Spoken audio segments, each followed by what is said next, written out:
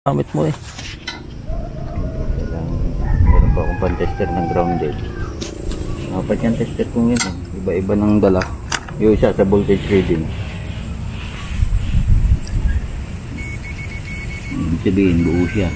Binabasa niya eh.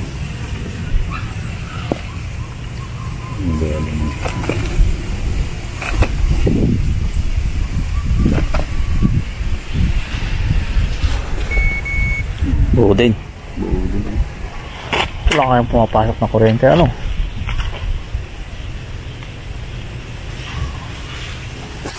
Strange yun, ah.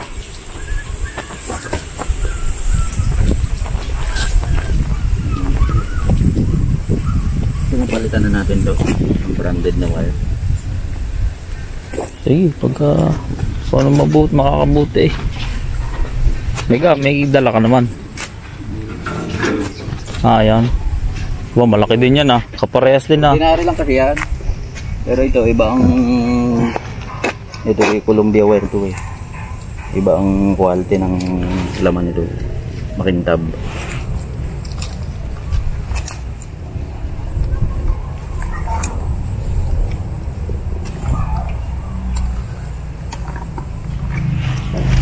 Kaiba nga yan.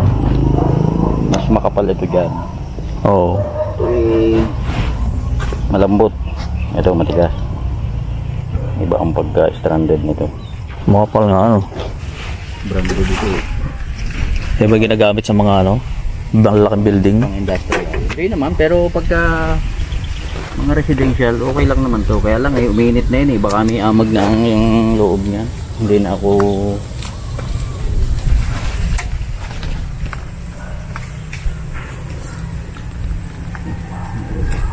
May apat. Kaya kinalawang yun eh. Gawa nung pagkaka-splash niya. Nag-i-sparting yan dyan. So kaya na ayan na nagkukos ng ano? Yan na nagkukos ng init ng wire pag malolan terminal. Puro ano na parang nag-mold.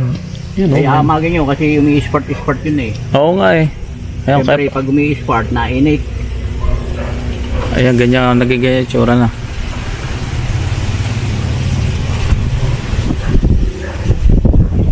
Ayan sinasabi yung kailangan pilipitin. Para pag tama ng screw dyan, hindi mabubuhag-hag.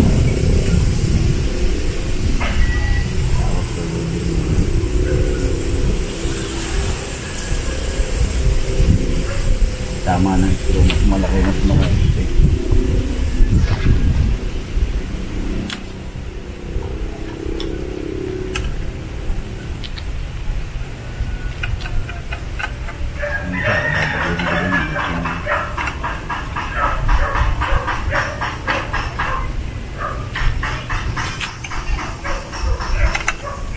Pero ngayon marami ka pang project sa ano?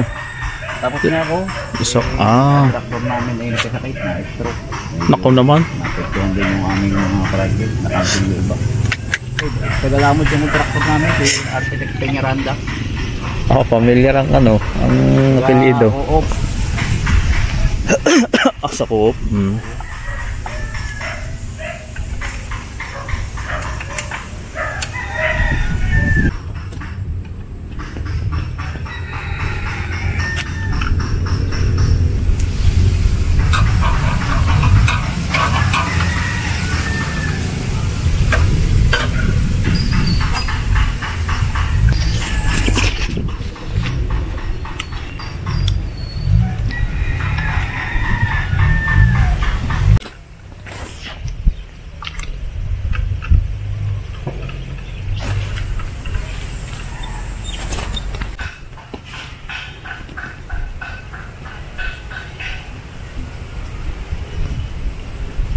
Yan.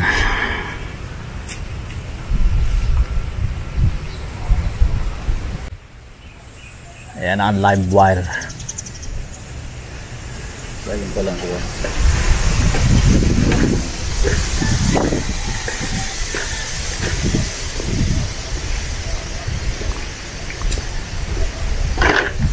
Yung pala kahit magkatabi ang ano yan o. Galing ng isang gudunan nga ngayon. Oo. Galing yun. Huwag lang kukuha dito. Pagka, Pare, kumuha din eh. ay di sa amin ang alone. Hindi naman, dadaan pa rin ang kontador. Kaya lang yung capacity ng wire niya, Hindi ka kaya. baka man di kayanin. Oo.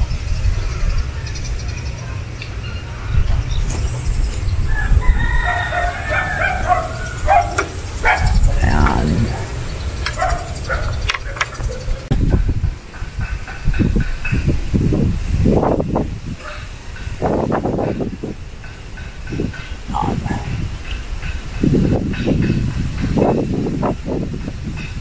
Kaya nagkakaroon ng problema yan. Sabi naman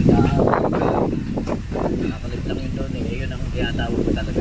Wala nang magagawa doon. Pero yan talagang dyan lang ang ano. Okay, hanggang dito lang kami sa entrance cap.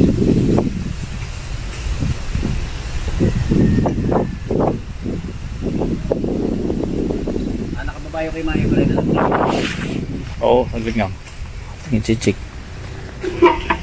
Ibababa ko na. Sige, pakibaba po.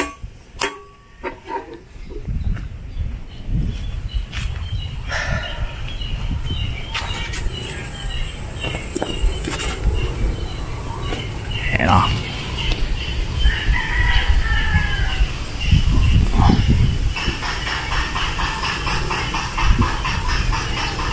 Depekto talaga ako doon. Ready na yung ating wire. Kontador na lang ang ano. Doon na lang. Oo. Hindi siya halatang ginalaw. Pwede natin sabihin wala man nang nagalaw niya. Lumang konti.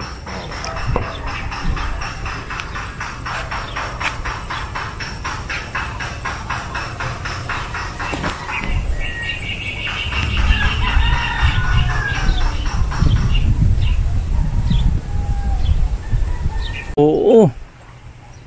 Ay, may pumasok ng kuryente.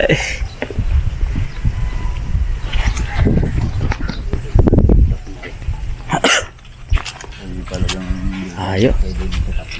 Ayos. Ayan. Ang bigay kasi ng pag-aga ng buhag-hag yung terminal. Hindi Kaya buong kinalawang yun eh, na-export yan. nag-spark. Nag-export yan. Ayun pala ang ano, basihan mo pagka kinalawak talaga.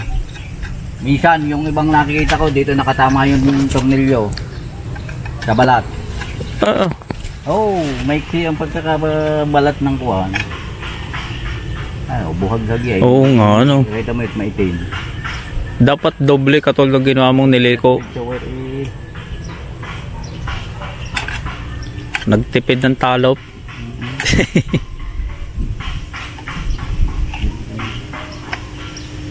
Hindi kami sa mga planta. Panda kami ng yearly preventive maintenance check-up. Oo. Tawag.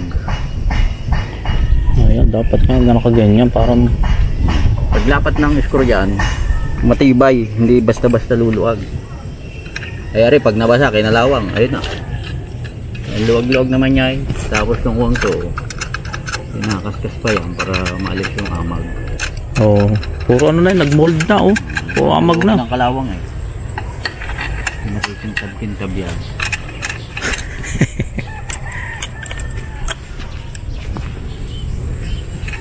Let's think may diferensya na nga rin yung wire. Oo, may Kahit buo ano eh. tataka ka kahapon eh. Wala eh. Walang lumalabas. Oo.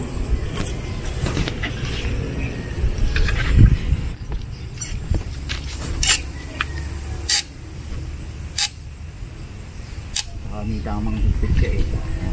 Kahit pataran mo naman yan, hindi rin tatanggal. Higpit ang lapat niya. Oo.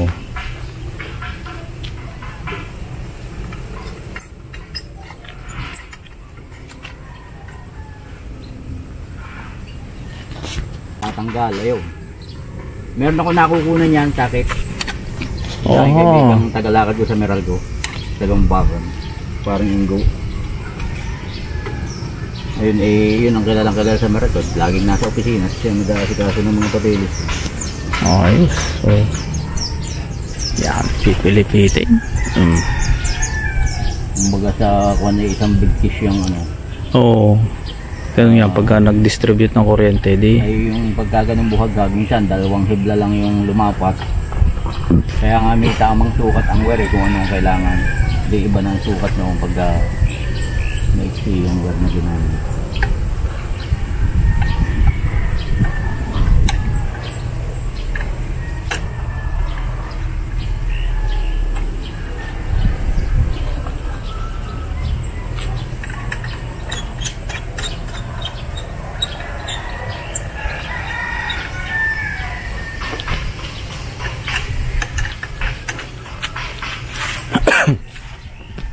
Yung breaker, tsaka mo na lang papaltan. Oo. Dali na yun at Ang normal ba, kami nang bibili ng breaker o sila na nag-ano? hindi, kayo na sa amin. Kayo bibili ng breaker? Ito, sa electrician to, sa inyo yan. Oo. Pero ang panang Meralco ito. Ito. Pero yan, pagka may problema dyan sa itaas, pull out nila ang kontador o metro, ipapaayos sa inyo yung service drop. Sabi, paayos nyo sa electrician ng service drop. Magpipill up kayo ng category na form na renovation. Pero itong breaker naman, hindi na gumana, no? Normally, nagdadrop talaga siya pagka nagkaroon ng ano? Pagka ano naman, overload at saka nag-load, yan. Ano yan, bumibitaw. Bumibitaw talaga siya. Bumibitaw talaga. Kaya ang re-recommend ako rito yung bolt-on type. Bolt-on type. O bolt-on system natin. Yan. Oo. Pero gumana naman eh. Ayan na, sabit na ang metro.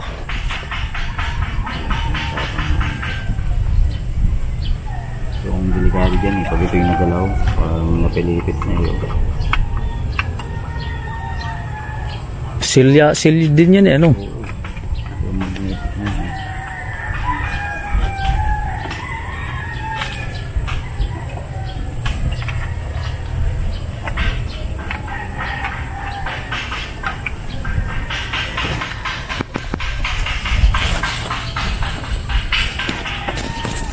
Hirap pag nawala ng kuryente.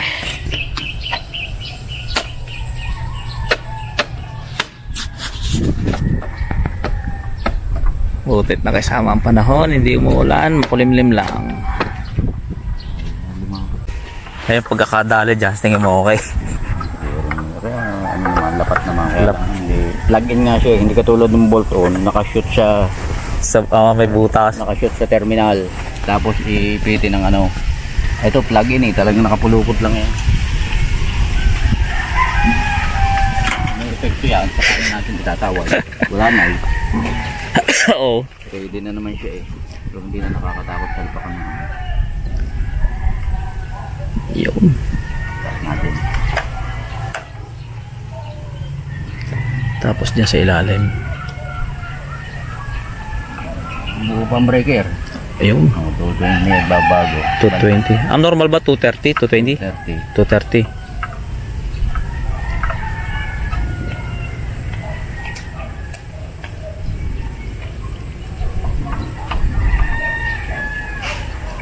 Yung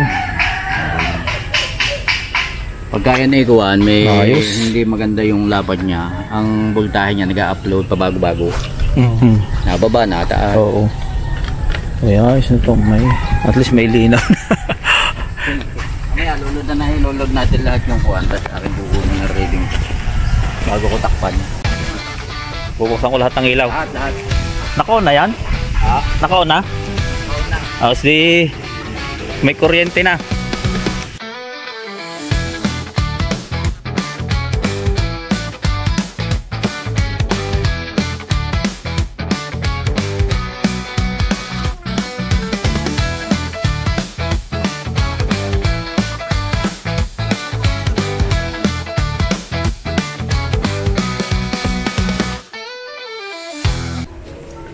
Yan.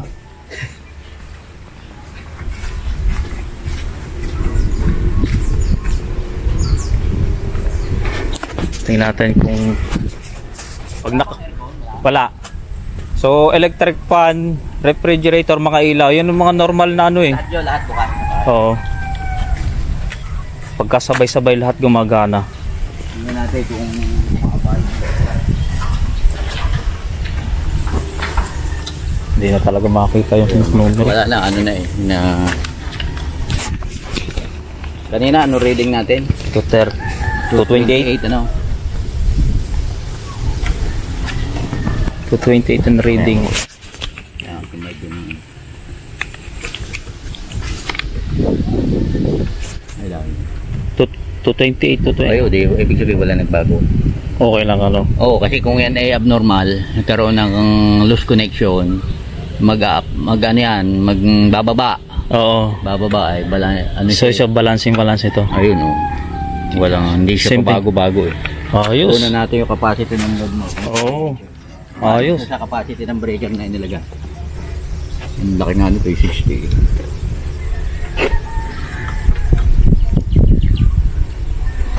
Oh, 42.4 lang ang laki pa ng allowance niya. Ibig sabihin, 4.20 lang to eh. Kahit pa tatlong aircon ka pa dyan eh. Oh. kaya niyang Ayan, oh, i-supply. 4.43. Ayos. Oh, 4.42.25. Kaya napakababa yung discrepancy noong balance noong load niya. Kapag ito ay ang laki ng diferensya, Oo. shoulder ng isang linya, nagkaroon ng salungatan yung top sa electrical. Ibig sabihin, yung lahat ng switch mo, doon kumuha sa kabilang linya. Pagdating sa kabilang Johnson box, sumalungat na doon naman sa kabila. Pero ilaw, walang problema. Oo. Ibig sabihin, hindi balance yung pagkakatap mo. No? Okay naman siya. Ayos. Ayan, oh. Hindi naman mababa. Ito, nag-automatic na ang nito, yung rep. Nawala ang load ng rep. Kasi meron yan thermostat eh. Oo. Kaya naging 2.66. Kanina na lang. 4 ano, no? Kaya nawala yung load ng rep. Oh, parehas siya, 2.60 oh. Parehong-pareho. So, ang laki ng allowance ng circuit breaker mo. Ayos. Ito yung ampere eh, amperahe. Ayan yan. 60 ampere. 60, nakaabang yan sa motor, aircon. Kung sakaling Malaki ang magkaroon. allowance niya. Ayos. Maganda eh. Walang nagbago, ganun pa rin ang ano. Tapos ang aba yung kay Palagi na lang ito. Pwede wala, video pa yan. Ito? Hindi na. Sige, uwi mo na. Para magamit mo sa susunod Nakita ko lang doon sa yung home run, ang feeder line. Oh, wala siyang insulator. Dapat meron kasi pwedeng pagmula ng grounded. Direct Nakarekta sa bakal eh. Oo. Ay pag nakaskas siya, ginagamitan niya ng ball insulator. Yung bagang hindi tinatagusan ng kuryente. Problema din pagka nababasa pa ng pag umulan. Anong kailangan niyang pagka ikaw may libreng araw? Wala naman ako nakita ng problema sa ngayon. Kaya lang mas safe kasi kung At least nakita mo na yung Oo, gagamitan ng insulator. Doon ikakapit yung mga live wire. Yung insulator nakaseparate yun, nakabitin. Tapos doon mo ikakapit ngayon yung hindi nakaya po sa tubo. Ang wino-worry, baka mamaya nagkaroon ng talo, hangin, nakaska. Posible. Ay di magkakaroon ng kuryente ang metal. Pwede makadisgrasya. Posible. Oo. Yung ganyang lalo't mga tubo ang poste. Marami ako na-encounter na ganyan eh. Doon nagkakaroon. Bakal yan Ay pag huminang dumikit yan, ang lakas ng ikot ng metronome.